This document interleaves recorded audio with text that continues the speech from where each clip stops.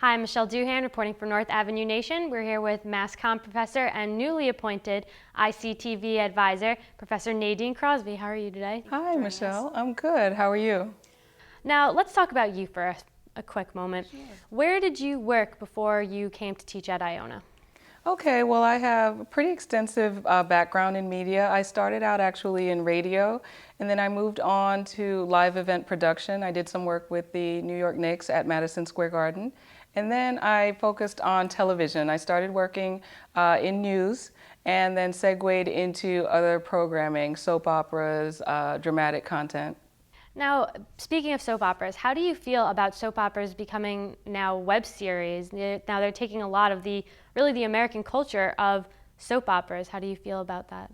Good question. I actually think that while I understand television has to change with the times and the current trend for TV programming is starting to move towards the internet and web broadcasting, I kind of think it's sad to see one of the staples in American television programming transition out of actual broadcast television.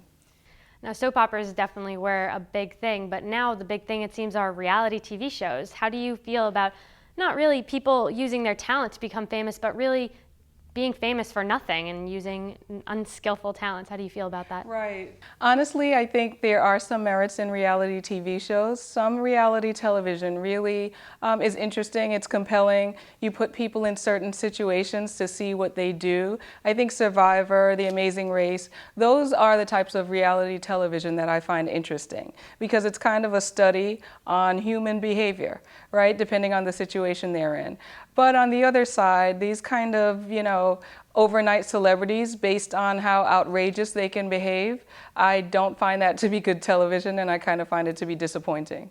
Now, speaking of good television, one of the best series that just ended was Breaking Bad, and we've talked about Breaking Bad a lot. How did you feel? What made Breaking Bad such great television? I think ultimately for me, and I'm a huge fan of the show, I think what made Breaking Bad great television is the fact that the characters were all so compelling. If you really dissect the show, every single character had kind of multiple lives and multiple personalities. So really multi-dimensional characters and also unexpected plot points and twists. A guy opens his door and gets shot and you think that of me? No, I am the one who knocks. So you recently became an advisor for ICTV. Being so involved in the industry before, what are your future plans to help mass comm students reach their goals? Well, I'm really excited about working with ICTV and just working with our mass comm students here at Iona in general.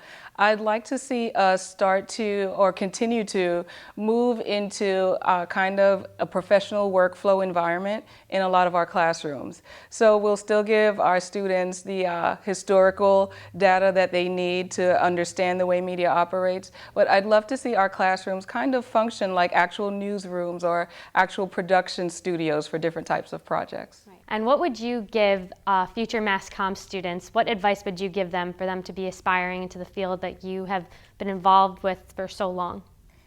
I would definitely tell any aspiring mass comm students to try to learn as much as possible, meaning whether they want to be on-camera reporters, whether they want to be editors, or whether they want to operate the camera.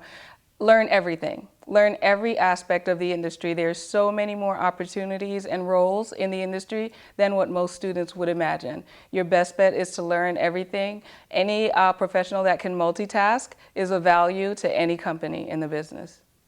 And out of all the industries that you worked in, you said you worked in TV, radio, the soap operas, the live productions of the Knicks. Which was your favorite one that you worked with? That's a tough call. I'm constantly transitioning into different areas of the industry, and I'm still doing it now. Right now I'm working a lot in film and working with independent films, and I find that really interesting and fun. The pace is amazing. But I also still kind of feel this attachment to live production. But I guess all of us that have chosen to go into the industry have to be a little bit crazy and kind of thrive from that, the rush that you get from working a live event. The unexpected could happen and you have to be prepared for it at any moment. I actually enjoy that. CBS has recently launched a new show with Sarah Michelle Gellar called The Crazy Ones, featuring Robin Williams returning to TV after 30 years. How do you feel about that? I'm excited about it. Most of us have known Robin Williams for the past maybe 30 years as a film actor. But it's really exciting for me personally to see him return to television because that's where I first knew Robin Williams to be an actor. He was on the TV show Happy Days. Actually, a lot of people don't know that. And that led to a spin-off, which was Mork and Mindy. And actually, even before television, he was a stand-up comedian. So it's kind of nice, in my opinion, to see this kind of well-seasoned actor come back to television after so much time spent just focusing on film.